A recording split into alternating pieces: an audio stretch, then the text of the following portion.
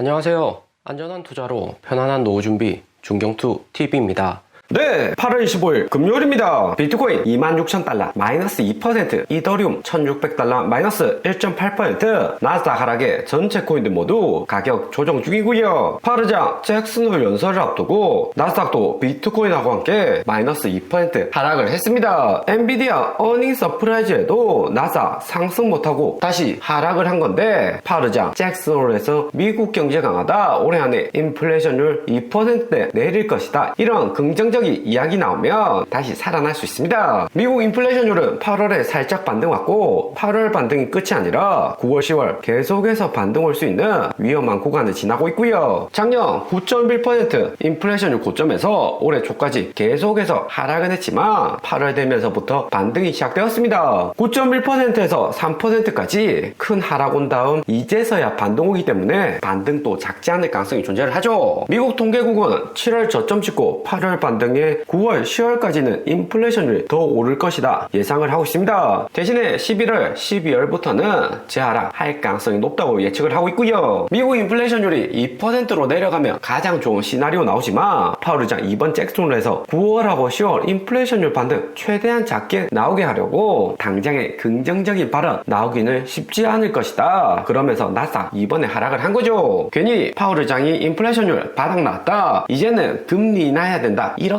이야기했다가는 미국 내 소득이 추가 상승하고 인플레이션율 반등폭은 커지는 거고요. 만약에 인플레이션율이 1980년처럼 쌍봉 만들면서 크게 반등을 해버리며 미국 경제는 장기적으로 불황에 진입을 하는 겁니다. 고금리 계속해서 유지를 해야 되고 물가는 비싸지니까 빈부격차는 더욱 커지는 거죠. 9월 인플레이션율 예상치가 3.4%인데 8월보다 더 오를 것이다 예상은 되고 있습니다. 폴캐스트 예상치보다는 실제치는 계속해서 낮게는 나왔지만 8월은 소비가 많은 여름 휴가 시즌이고 월간 인플레이션율 예상치도 0.3%로 연준도 쉽게 인플레이션율 바닥이다 이야기를 못하는 거죠. 거기에 인플레이션율에 가장 영향 크게 끼친 국제유가도 8월 10일 84달러까지 반등이 왔습니다. 5월부터 7월 인플레이션율 빠르게 내려오고 나스닥 코인 상승했던 것도 국제유가가 이렇게 66달러 바닥 확인했던 이유가 매우 컸었고요. 한국 휘발유 가격도 1,700원 이상 반등이 컸죠. 때문에 9월 13일 미국 인플레이션율 발표되는데 시장 충격을 조심을 하셔야 됩니다. 그러면서 올해 여는 총재에서 내려온 블러드 총재는 연준의 금리 인상 기조 당분간은 유지될 것이다 전망을 했고요. 블러드 총재처럼 실제로 연준에서 나간 사람들이 사실을 말할 가능성이 매우 높습니다. 대신 블러드 총재 미국 경기 침체 가능성은 상당히 낮고 하반기 될수록 인플레이션율 재반등 가능성은 높아진다 이야기를 했고요. 연준이 금리 여기서 내리거나 인상 멈춘다며 인플레이션 상승 우려는 더욱 커질 수 있다는 전망이죠. 잭슨홀 파우르장 연설 전 나스닥도 하락했지만 엔비디아 주가 보면 어닝 서프라이즈의 F당향에서 플러스 8% 상승했다가 파르장 잭슨홀 연설 하루 앞두고 상승분을 쫙 빼버리는 모습입니다. 어닝 발표 이후 이렇게 폭락이 오는 것은 세력들이 작정하고 어닝 발표 날을 D-Day로 정했을 가능성이 높죠. 2011년 테슬라도 실적 발표 이후에 피니시 찍었다가 그 다음 약간 내리면서 개미들 올라태운 다음 계속해서 폭락을 했습니다. 작년 10월 100달러까지 테슬라 하락하면서 개인들 완전 패닉세를 한 거죠. 최근 한국, 미국 주식 투자자들 마인드 자체가 테마주 급등주에 관심을 많이 가지는데 가치 투자는 같이 죽자는 이야기 아닌가, 지칠 대로 지친 개미들, 이런 뉴스가 조회수가 매우 높습니다. 개인들은 테마주 약간만 하락하면 자기 합리화하면서 올라탈 가능성이 매우 크죠. 이렇게 개인들이 장기 성장주, 우량주 팔고 테마주 올라타는 이런 타이밍이 우량주 매수할 수 있는 최적의 기회이고요. 코인 투자는 2011년이나 초보 투자자 많았던 구간은 지났고 지금까지 생존해 있는 코인 투자자는 장기 투자자나 고수일 가능성이 많습니다. 코인 홀더들은 90%가 단기 손실 중인데 2011년 5월하고 12월 대폭락과 유사한 수치고요. 올해 6월하고 7월 블랙락 ETF, 리플 부분 승소 이후 개미들이 많이 돌아왔지만 하지만 이럴 때일수록 추가 조정을 조심해야 되는 거죠. 나사 거시 경제만 봐도 쉽게 상승 못할 이유는 많습니다. 코인 투자 개인들 가장 많이 투자했던 구간은 2021년 5월 폭락장 전인데 이번 8월 18일 마이너스 8% 비트코인 하락이 귀여울 정도의 5월 폭락이 있었고요. 중국의 코인 채굴 금지와 테슬라 차량 비트코인 구매 취소로 하루 만에 마이너스 22% 폭락하고 알트코인들은 이더리움 마이너스 31%, 비트코인 캐시 마이너스 40%, 도지코인도 마이너스 33% 거의 코인 종말과 비슷했습니다. 이것이 끝이 아니라 5일 연속 계속해서 쭉쭉 하락을 했죠. 최근 비트코인 움직이는 구간이 2011년처럼 패닉 바잉하는 구간은 아니고 다수의 투기 자본들이 한국 에코프로나 엔비디아로 옮겨간 상황이라서 침착하게 움직이고 있습니다. 비트코인은 내년 블랙락 반감기 ETF 호재가 있어서 거의 우량 자산하고 같이 움직인다 해도 무방하고요. 비트코인 차트만 봐서는 추가 하락 오고 손절해야 되는 타임이다 볼 수 있지만 한 번 더 하락 온다고 해도 마지막 하락일 가능성이 매우 높습니다. 선물 미결제 약정 볼륨 보면 8월 18일 폭락 이후 빠르게 반등은 안 나오고 있고요. 숏포지션 청산이 지속되고 있다는 걸로 최대한 숏포지션 청산시키면서 코인 가격 내렸다가 현물 매수 들어오면서 가격은 일시에 상승할 수 있습니다. 가장 큰 거래소인 바이낸스 선물 볼륨은